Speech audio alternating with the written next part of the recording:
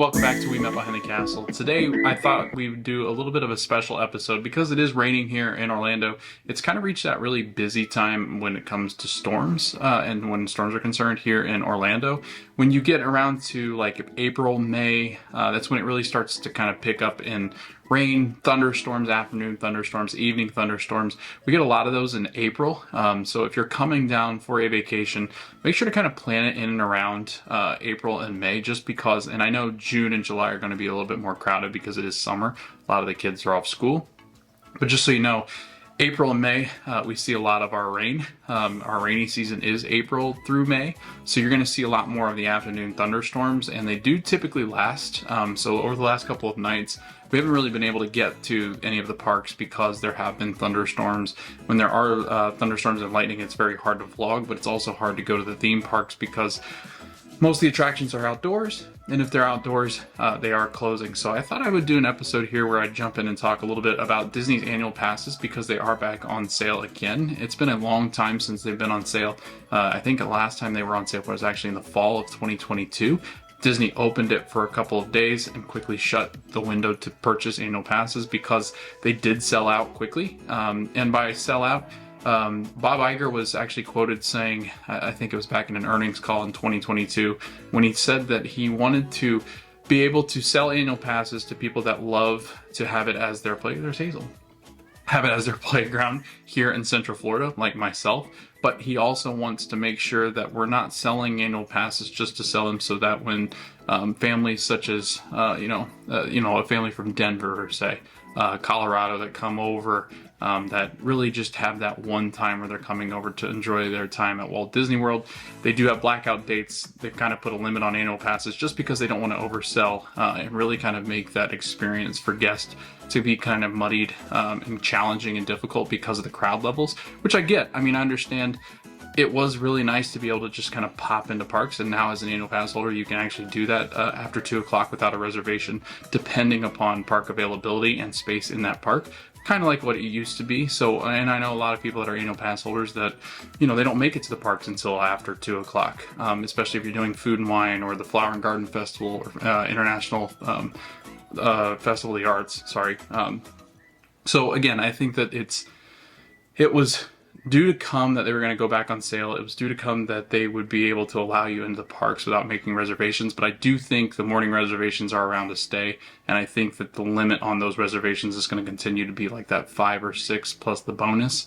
So again, I don't expect much to change as far as that's concerned. But let's talk a little bit how annual passes have kind of changed, what the prices are, what the monthly plans are, who can buy these annual passes, because I think a lot of people get into this not knowing that Florida residents are able to get all 4, whereas people from outside of Florida are not. So let's talk a little bit about it. So the first option that I do want to talk about is the Disney Pixie Dust Pass. So I'm going to read this off of the Disney website. So if you see me looking down, that's what I'm reading off of. It's $399 plus tax, or $19 per month with a 12-month payment plan. And it's got 0% APR after $205 down payment on the Florida resident monthly payment program. I almost messed it up. You can actually start to pay that $19 a month after $205 down, and you'll see that as a regular thing for the rest of the passes as well, where you put down $205 initially up front, and then on that day they actually start to bill you for the $19 a month. So depending upon when you start it, they'll actually start billing you for those monthlies. But the Disney Pixie Dust Pass, let's go over a little bit of the highlights too with each of these passes, kind of tell you what's included on these. So again, I'm kind of reading here off of the Disney website, disneyworld.disney.go.com/pass holder. So there's a lot of things there. And really, if you just search Disney World Pass holder or Disney World passes, Disney World annual passes, this should come up. But this pass is for Florida residents. It is going to be $399 plus tax, like I said, $19 a month after the $205 down payment. Highlights of the pass: admission to 1 or more Walt Disney World theme parks on most weekdays during the year with an advanced park reservation. So reservations are limited and subject to change and availability. So again, reservations might be available one day and not the next day, just depending on how many people are expected to go into the, let's say, Epcot for this case. Blackout dates do apply, and including during peak and holiday seasons. So you're not gonna be able to get into the holiday season I guess, hustle and bustle of the parks. So Thanksgiving, Halloween, Christmas, Easter, like those kind of weekends, July 4th, New Year's, you're not going to be able to visit the parks if you do have the Pixie Dust Pass. So just be aware of that as you guys are buying the Pixie Dust Pass if you're here in Florida. Also, pass holders staying at Disney hotels or other select hotels are eligible to make theme park reservations for each day of their resort stays. So if you are one of these people that hold a Pixie Dust Pass, you can actually make reservations for those 3 days or 4 days or however long you're staying at a Disney resort, which is different, I think, than what they had done in the past. They've kind of given you some flexibility here. If you book a hotel room and you're staying here for 3 or 4 nights, you can then use your Pixie Dust Pass to kind of negate some of those dates that you wouldn't be able to reserve normally. You can reserve park days on your resort stays. So you can hold up to 3 theme park reservations at a time with the Pixie Dust Pass. So just so you know that, if you're scheduling 4 or 5 days in the resorts, just make sure you know that as well.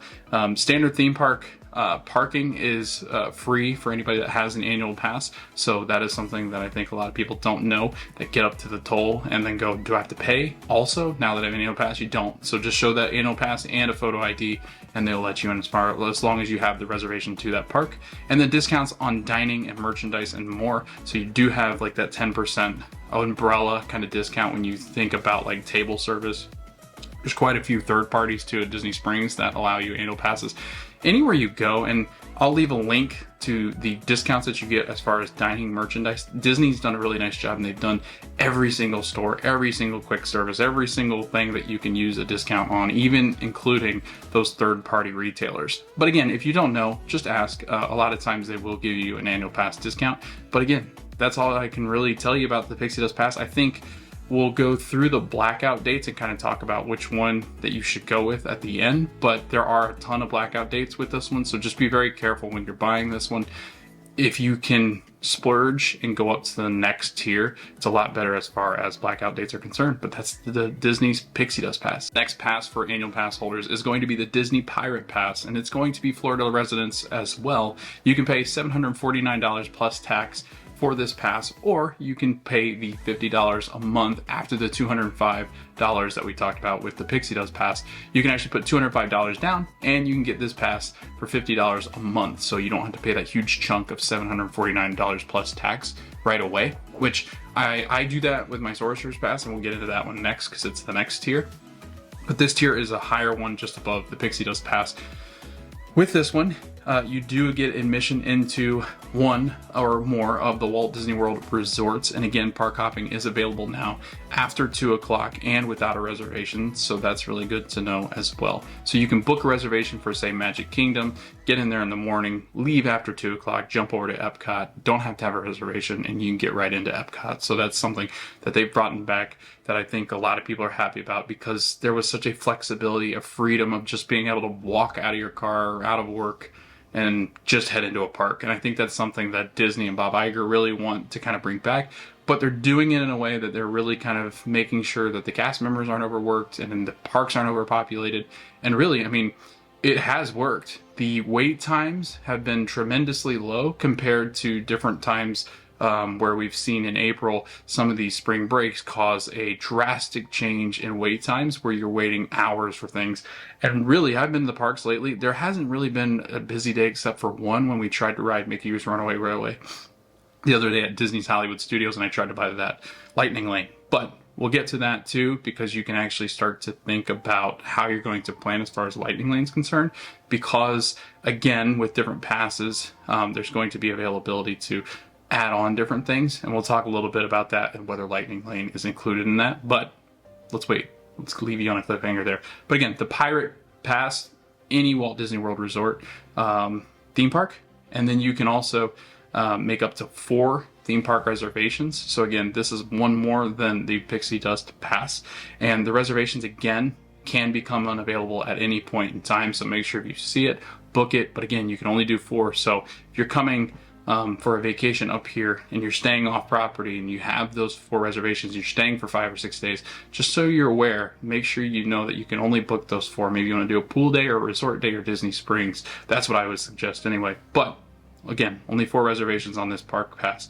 Pass holders staying at a Disney resort or any of the select hotels that are eligible to make theme park reservations like Shades of Green or Swan and Dolphin, you do have reservations available for each day you stay at a Disney resort. So there will be reservations available for each of the parks.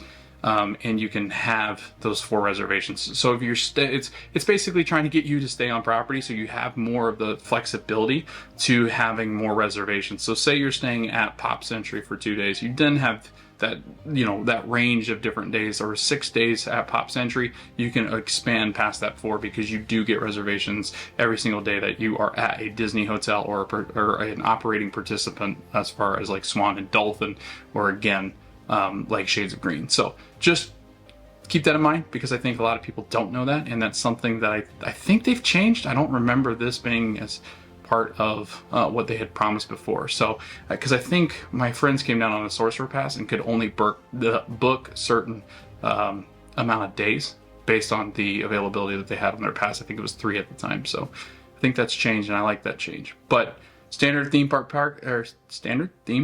parking is available with this pass as well, along with the rest of them. And then you do get those discounts on merchandise, dining, and other activities as well. So we'll leave again that down in the link below. But again, that is the Disney Pirate Pass. Now let's talk about Disney's Sorcerer's Pass. If I can get there. Hold on one second. There we go. Disney Sorcerer Pass. So you can spend $969 plus tax up front to buy the pass outright. You get the 12 months or whatever it might be. Or you can pay that $205 down as like a down deposit, and then pay the monthly of $69 a month. And you can do that as part of the resident program. You can't do that if you're out of state. These 3 passes, as far as Pixie Dust, Pirate, and Sorcerer, you can only buy if you're a Florida resident. So they will ask you for proof of ID in checkout and when you're picking up your pass at Disney Springs or any of the theme parks where you can buy your annual passes. But let's go through some of the details here. Be there during those weeks that I mentioned, just because the parks are hectic. So we typically like to do things locally here in Florida or at the house. So you'll see a lot of vlogs from there. Leading up to Christmas, I can film, vlog. Basically, Christmas starts in November here in Disney World. And so I'll be vlogging that. But the Sorcerer Pass, I think, has a fantastic, is a fantastic option if you don't really want to go in the crazy busy times here at the theme parks. You get 5 reservations as part of this annual pass as well. And then you'll start to get bonus passes too. So for instance, I've booked 4 or 5 or gotten up towards that threshold, and they've given me a bonus day. And usually it's right in between like a day or 2 of you visiting the parks. They're like, hey, you've got a bonus pass. Would you like to use it in the coming days? And it's trying to entice you just to get to the parks in the next coming days. After you have the 4 or 5, they're just trying to get you to go to the parks more. So the Sorcerer Pass, highly recommend it. It's, I think, by far the best option if you're willing to spend a little bit of money. You don't want the blackout dates, you don't have to worry about that, and you want the maximum of reservations that you can make for Disney parks. So I think that the Sorcerer Pass is a fantastic idea. You do get the discounts as well, and like I said, the link will be below. With all the fun, incredible powers of this pass, you'll feel super free. And by that I mean it's $1,400 plus tax. It's $1,399 plus tax.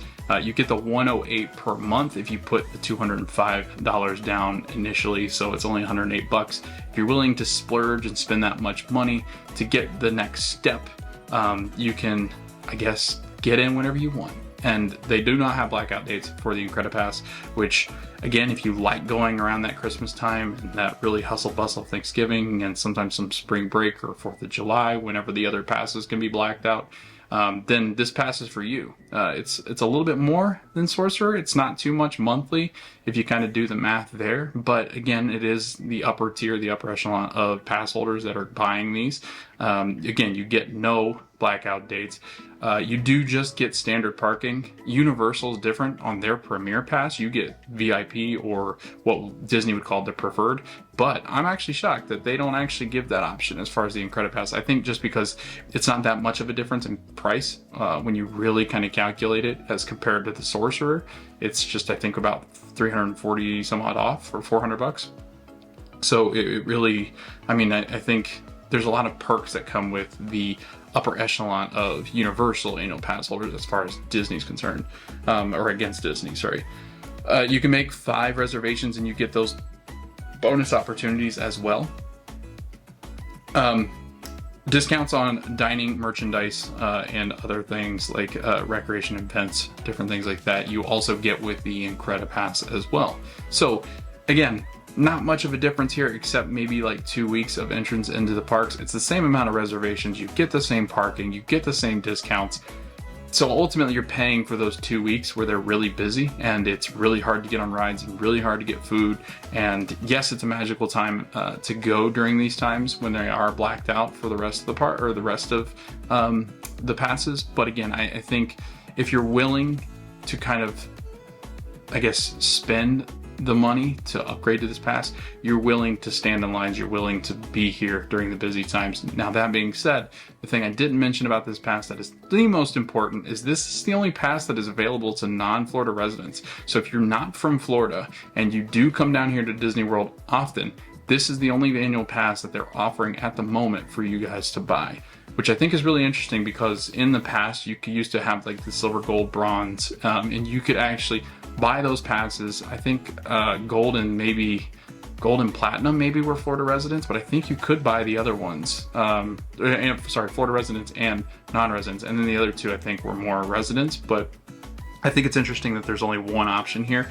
It is the most expensive option. I guess if you're traveling down here enough to have an annual pass, I think you can probably swing it and afford the Incredipass. But again, maybe you come down here 3 or 4 times and you feel like you could have gotten your money's worth by having an annual pass like the Sorcerer Pass because you go 4 or 5 times and that pays for the trip itself. But you can't do that anymore. You do have to upgrade to this top tier, this Incredipass. And that's the details for that. So I don't know.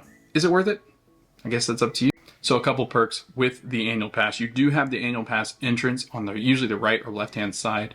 And sometimes they aren't up, sometimes they're not up and running because if the lines are not too long, they actually shut down the annual pass line and just have you go through the normal queue to get into the park. So you can bypass some of the crowd earlier in the morning or later in the afternoon when people are kind of have that rush into the park. They usually have the annual pass sign that'll say annual pass holders only can use this entrance. It really, it doesn't do much. Like it might save you 5 minutes. Typically, it saves me like 5, maybe. Sometimes not even like 1 minute. So again, it's a nice perk, but it's kind of just an extra. So you don't have to pay anything extra for that. You can get that whenever they are offering at the front entrances of the parks. But another thing that they do offer for annual passes is obviously the free parking. So that's really nice that you can just park in the theme parks whenever you want. If you have a reservation where you're coming in after 2 and they do have capacity for you, you can actually just park without having to pay the price to actually park your car, which I think is like 20 some odd dollars now. I think it's closer to 30, which is absolutely insane. But again, everything's going up in price, not including annual passes for here. And then once Universal opens up their 3rd park, I think the annual passes around Central Florida are going to go up pretty high. So I'm pretty interested to kind of see how Disney kind of competes with Universal as they start to kind of gain momentum here in Central Florida, because Universal has really put in a lot of money and time and effort to really just start to try to catch up to what Disney does with their events too. So entertainment, events, and experiences discount. Again, I'm going to leave the link. I'm not going to read through all these. It's a long list, usually 10, maybe 20% off of different merchandise and things like that. They've actually done pass holder appreciation or times where we've had 30% off. I don't know if that's actually the case anymore now, but sometimes they do the 30% off for annual pass holders, which is like a special event. Sometimes they have shopping events at World of Disney for annual pass holders as well. So you do get some perks, and there are different experiences and like entertainment events that come up for annual pass holders only.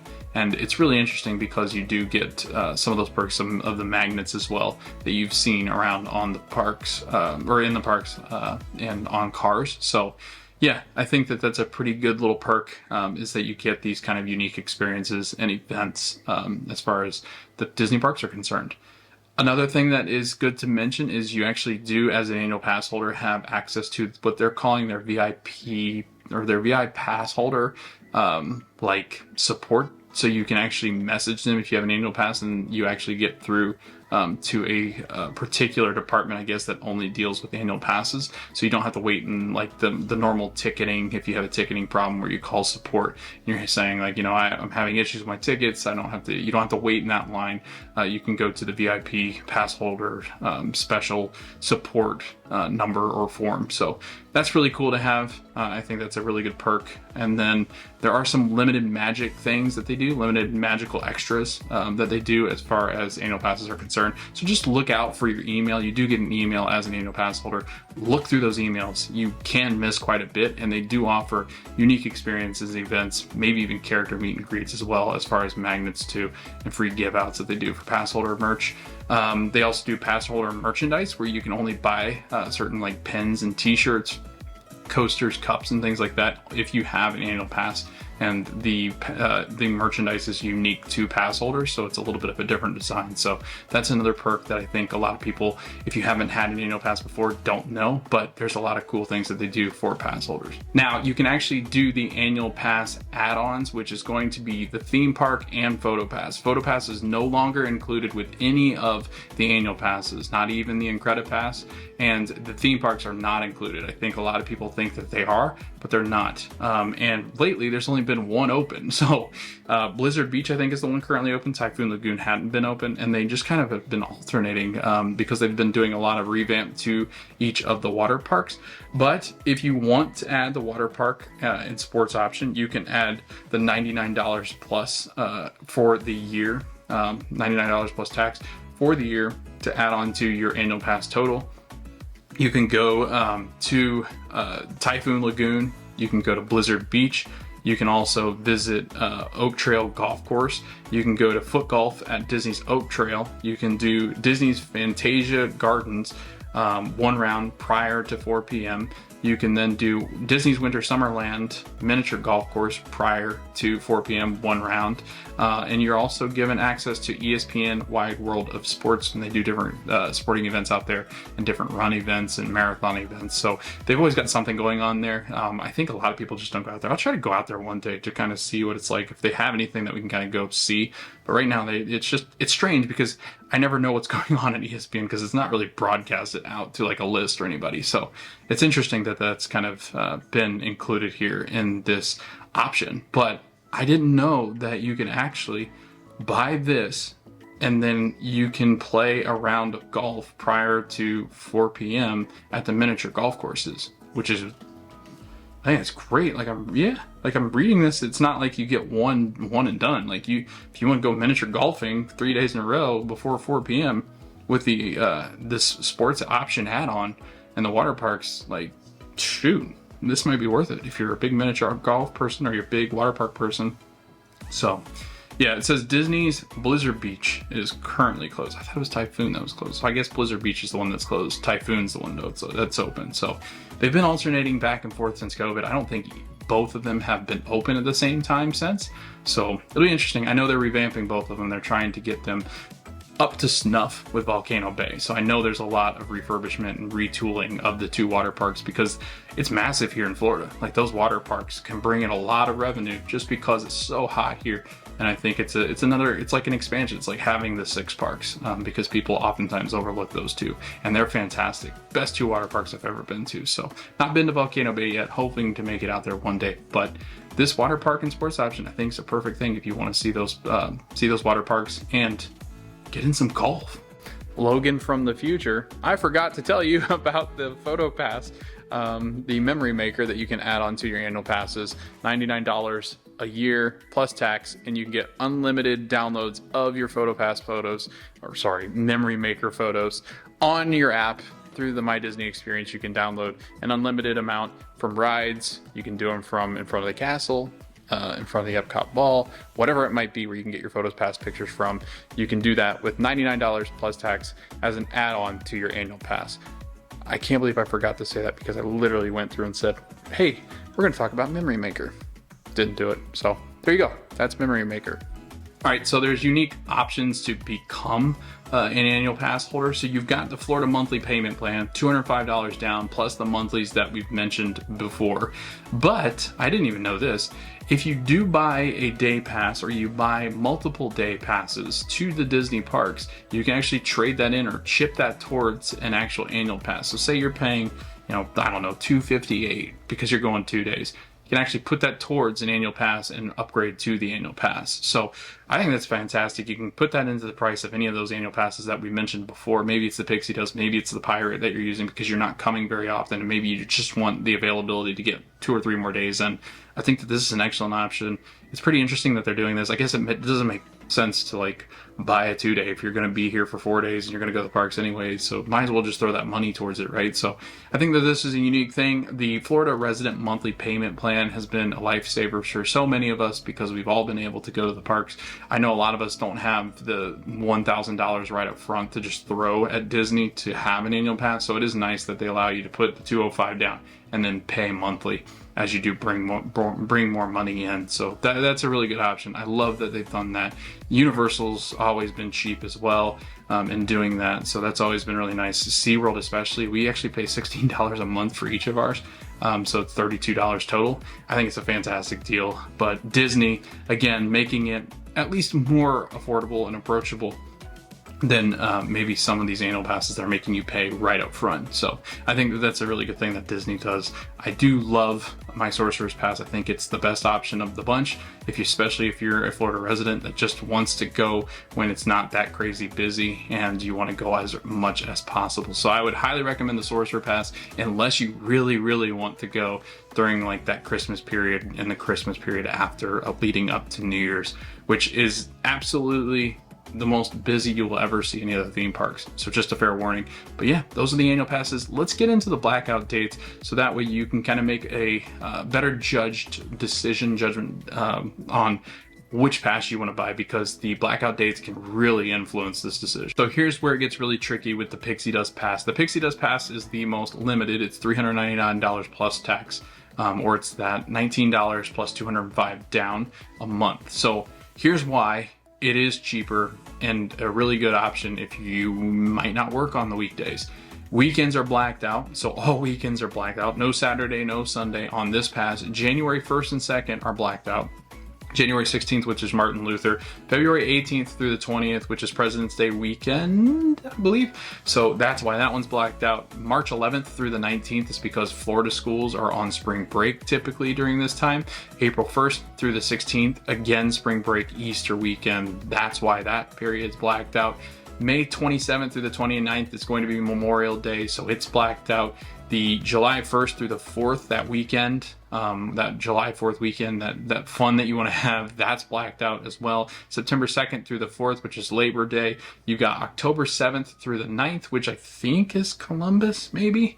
And I think schools are still celebrating that. I don't know. I know my school never did. But November 17th through the 26th, Thanksgiving, that's blacked out. And then the Christmas week, 11 days is blacked out here on this annual pass as well. So December 20th through the 31st, you can't even get near the Disney parks. So again, the Pixie Dust Pass, great if you don't work on the weekdays. So if you have Monday, Tuesday off, this pass is for you. This is a perfect pass, a great option. You get 3 reservations. You can make those extra reservations sometimes that they allow it. And I think it's great. I think it's a really good option if you're going for the more affordable and you don't plan on spending time in the parks on the busy weekends, Christmas and Thanksgiving. On to the Pirate Pass. The Pirate Pass blackout dates are January 1st, January 14th through the 16th, February 18th through the 20th, March 11th through the 18th, April 1st through the 15th, May 27th through the 29th, July 1st through the 4th, September 2nd through the 4th, October 7th through the 9th, November 17th through the 25th, and again December 20th through the 31st. So again, all the major holidays blacked out for the Pirates Pass. You do get weekends on the Pirates Pass, so it is that next step up. You do get the 4 reservations with the Pirate Pass. I think it's a really good option, especially if you want a little bit more as far as access to the parks. You don't want to spend time as far as the really busy holiday weekends and the holidays. Maybe you just want to go on December 19th, check out the Christmas decorations. This is a great pass for you. It's affordable. I think that this one is probably the most ideal if you're trying to save money, love the Disney parks, but want to avoid any of the busy weekends. So I think that this has quite a lot of blackout dates still, but it is a step up from the Pixie Dust Pass, and I think a really good option if you're really just getting your feet wet with Disney and the Disney parks. Now onto the Sorcerers, which is the one that I have. There are only 2 blackout periods for the Sorcerers Pass, and that's going to be November 22nd through the 25th, which is Thanksgiving, and then you've got December 20th through the 31st. So you get, again, that's a big window, but starting on the 21st, that Christmas crowd is already here at Disney, and it becomes insanely crowded. So get your Christmas decorations in right after Thanksgiving, the 26th, 27th, 28th. That's usually a pretty good lull up until about, I would say, midway through December, because people are going back to school, finishing up finals, not, they are working, but once it starts to get closer and closer to that Christmas period where you have those 2 weeks off roughly of work sometimes, or school especially, you start to see a drastic incline in the wait times, the parking situations, the crowds around here, the traffic around here. I mean, prices go through the roof as far as any of the resorts around the Disney World property. It's a crazy, crazy time. So is Thanksgiving. But Sorcerer Pass did change. Back when I had the Gold Pass, which is now the Sorcerer, they actually blacked out a lot of the spring break. We get spring break access now. So if you want to go during spring break times, which I found they weren't as crowded as I thought they would be, this is a really good pass, and I think it's definitely more expensive. It's at $69 a month with $205 down, or it's $900 plus. So it's almost right around $1,000 for just paying it outright. I love this pass. There's really not any blackout dates, especially days that I want to be at the parks and filming. So this is a great pass for me. I highly, highly recommend this pass. I think it's the best pass out of all 4 of them. And yeah, I might be a little biased. Incredipass, let's go through the blackout dates. There are none. So if you do have the Incredipass, you can get in 365 days of the year. If you're a brave soul, you can do this. It is the $1,400 plus tax. It is quite a bit of money monthly. It's over $100 a month. I think it's 108, like I said. But with the Incredipass, there's really, when you look at it, the only perks are literally you could get the days I just listed for Sorcerers, so the 22nd through the 25th and 20th through the 31st. Those are the days Sorcerers get blacked out, so it's like, what, 14, 15 days. You lose about 2 weeks of the actual being able to get into Disney, but with the Incredipass, you just gain those 2 weeks, and there's no other benefits besides that. So I think it's really interesting that those two are so different, because it's really just $400 if you're willing to be in there during Christmas. So it's an interesting choice. It's one that I'm pretty sure a lot of you are making if you're buying that Incredipass or the Sorcerer and thinking about buying the Incredipass. But again, I am all in on the Sorcerer Pass. I think it is a fantastic option if you're looking to come to Walt Disney World often as I do, and getting into the parks and using it as, like Bob Iger said, the big playground. I just want to clarify again, Disney's come out and said that while the annual passes are on sale currently, once they reach a certain point, they can stop selling some of these passes. So they've in the past have stopped all of them except the Pixie Dust Pass. I've seen them have all of them except the Pirate Pass. I've seen a range of things. Incredipass selling out, like they've stopped sales on that one, but everything else you can buy. So just look at the website, go through, and Disney does a good job of usually knocking them out so you can't even click on them, but sometimes you can click on it, get all the way to the order page, and it's like, we are currently not selling this annual pass. So just make sure you guys check that out on the website before you go in to purchase your annual pass. So let's close it out. The best thing about having an annual pass is being able, like Bob said, using it as your big playground. I love living here because I get to go to the parks after work. I get to go on weekends, on my days off. I can go, you know what, I want to go to Disney, have a relaxing day. The annual pass has come in handy as far as discounts are concerned, as far as special merch and events. So I think that, you know, if you're looking to invest in an annual pass, definitely do it. Do your research first, obviously. See how much you can come to the parks. Don't buy a pass that you're not going to be able to use as much, like a Sorcerer. If you're coming and you notice that the days that are going to be best fit for your schedule and time and busyness and work schedule and things like that, days off, vacation, Pirate Pass is a really great option, I think. I'm impressed with it because I just thought there were even more blackout dates, but really those are really busy weekends that I named because they're holiday weekends, and yes, I know the kids are off, so that might be why you're hesitant to buy that, but as a Florida resident, I think the Pirate, Pixie Dust, and Sorcerer are all three great options for us. It stinks, yeah, I think, because the only pass that people out of state can buy are the Incredipass, but again, I think with it comes no blockout dates, so you can schedule your vacation whenever you want to. So yeah, I highly recommend getting a Disney annual pass. Love my annual pass. I am a sorcerer, so I think that's it. I think that's all we can cover as far as annual passes are concerned. If you have any questions, comments, concerns, which passes you're thinking about getting, do you have questions on ones maybe I can answer? Do you have questions about having an annual pass in general? What does it all entail? I'll make sure to leave the link to all the discounts and stuff into the bio below, so check that out. Also, like, subscribe, share with anybody that's looking to buy an annual pass or interested in Disney or what that might include. And go back and watch my annual pass holder one that I did the video on Universal Studios as well, because we've also done their annual passes, and you can kind of compare the difference and see which theme park you want to purchase and invest in as far as an annual pass holder is concerned. But thanks for watching the video. We'll see you guys in the next video, and we hope to see you guys at the parks.